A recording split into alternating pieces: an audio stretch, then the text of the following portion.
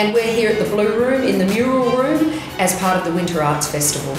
I'm involved in the show Scent Tales as a producer and one of the actors and co-writer, deviser.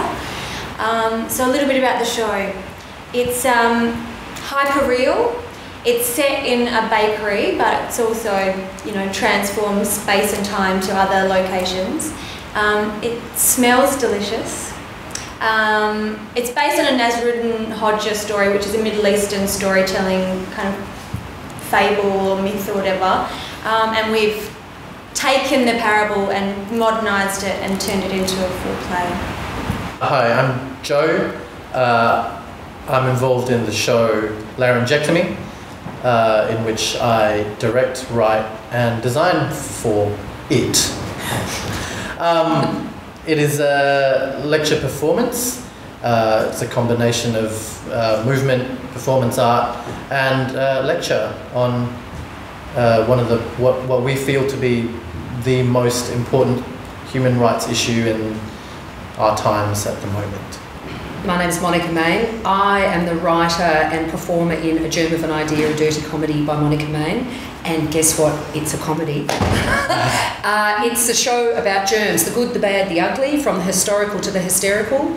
I basically perform a number of different characters, so we get completely different perspectives about people's relationship with germs. There's Dr. Enna Phylektik, who's a German expert in all things germ, and there's a germ induction, which basically is a PowerPoint lecture. It tells everyone about germs and how interesting they are and how scary.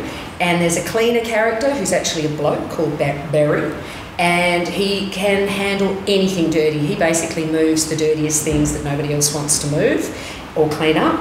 And Faye is one of the characters as well, and she is a 60s housewife who's obsessed with cleanliness and actually loves toxic chemicals, because the more toxic they are, the better they are.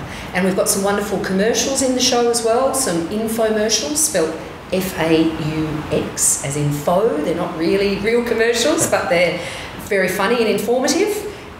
So it's a bit of a show bag. You get to see germs from all different perspectives, get scared, have a laugh. My name's Ryan. I am the director, producer and also performing in the show Drag.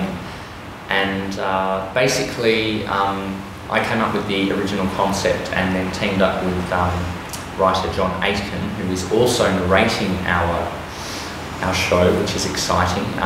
He's a very sort of theatrical narrator aspect of the show. And what we're doing is taking the idea of a drag queen, which in modern days has become very much known as, a club performer who does Britney or Gaga's latest thing plonked on stage.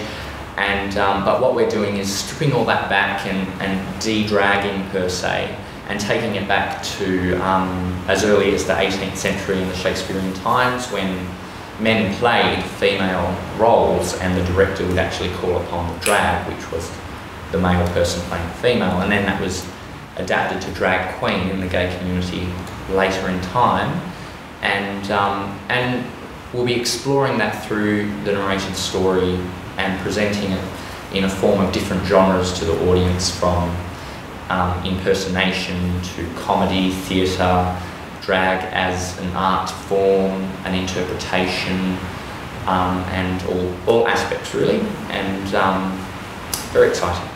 I think Perth is definitely opening up to a huge city of potential work for artists and producers. I agree.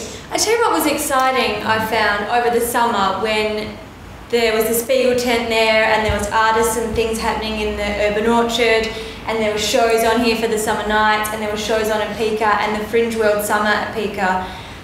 I was kind of spending a bit of time at the summit and seeing shows, and it was really nice to see a show at Pika, go and have a drink in the Urban Orchard. There'd be people lining up for a show in the Spiegel tent, and then walk past here, and then people having a drink, getting ready to see a show in here as well. There was a real hub of activity, and all of that work happening and all having an audience. So you hear a lot that there's not enough audience in Perth, that there aren't the people, but if you create an energy and a hub like that. People, it's exciting, and a lot of people came to the Spiegel tent who wouldn't necessarily be a traditional theatre audience, but it was kind of a happening, fun thing to do. I think that's kind of a direction I see Perth going in, and it's exciting. I think the Blue Room is an amazing venue. I think it's there's nothing else like it in Australia, even though some people might say so. I don't think there is. In terms of having a facility that's available for people to produce their own work, being able to have access to a space which you don't have to pay for. Obviously, you have to apply. There's a selection criteria that you have to get the space through the value of your ideas. And I think that's just having the opportunity. It's amazing, and not having that financial pressure of having to pay for a space. I mean, I think the facility next door is extraordinary, but you do have to pay. It's kind of hard to talk about theatrical audiences, because while everything that we've talked about in terms of theatre is undoubtedly true, there is still this kind of atmosphere within even long-time Perth theatre audiences that it's kind of like theatre and art is seen as a kind of entertaining, fun thing, and there's a lot less tolerance, I guess, to it being something that is less traditional in its role.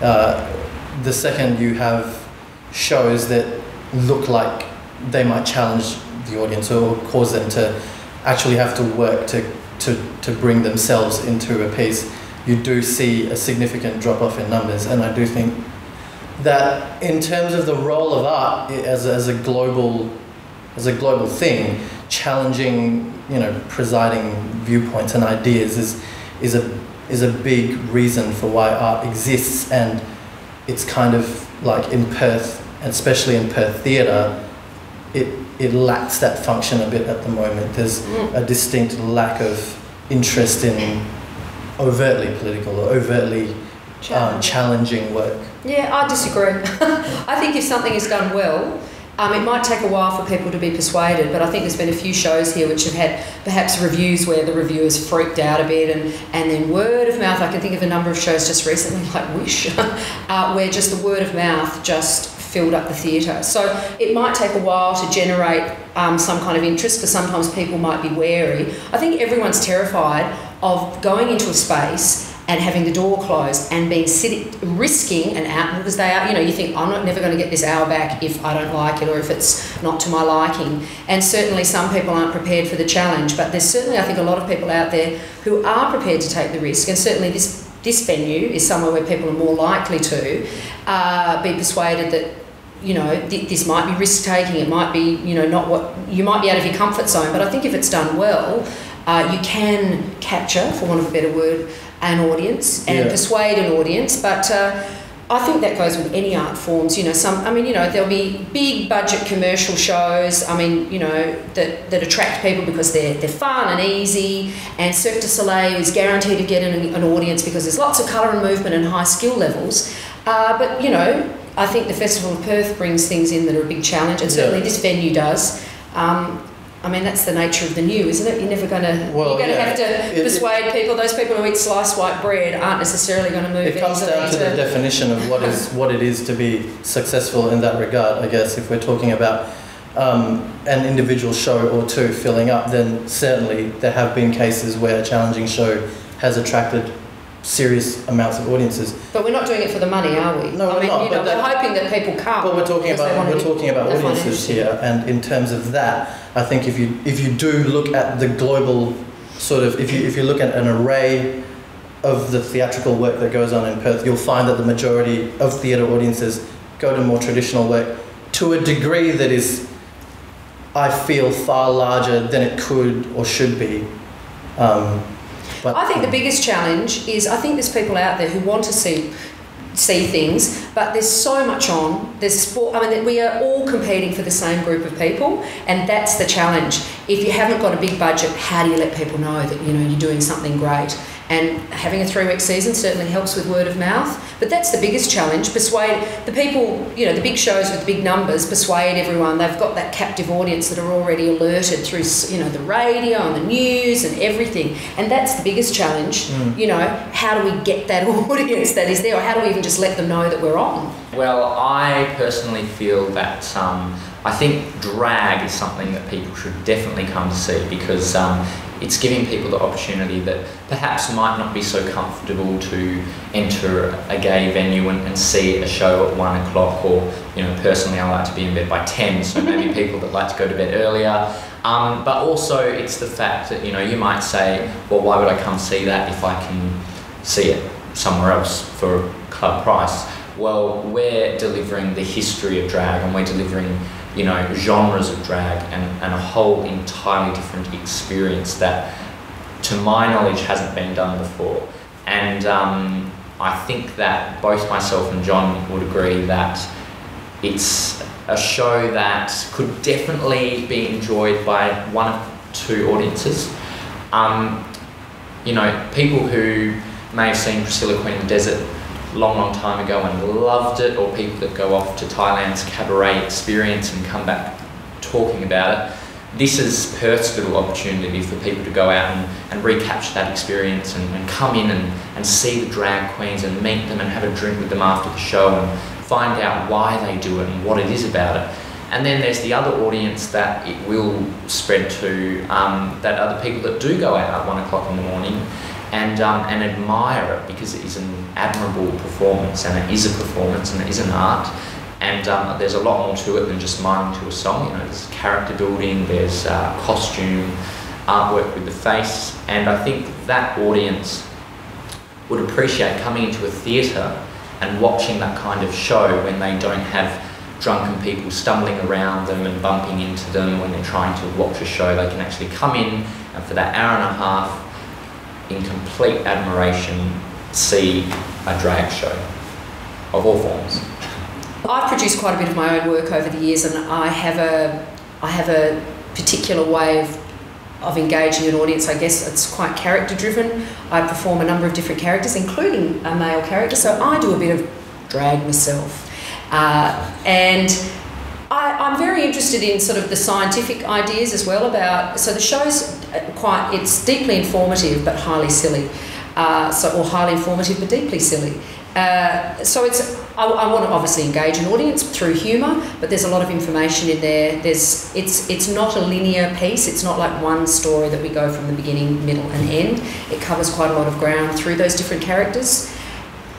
Yeah, I think it has very broad appeal. I think there's one F-bomb in it, so even kids would like it.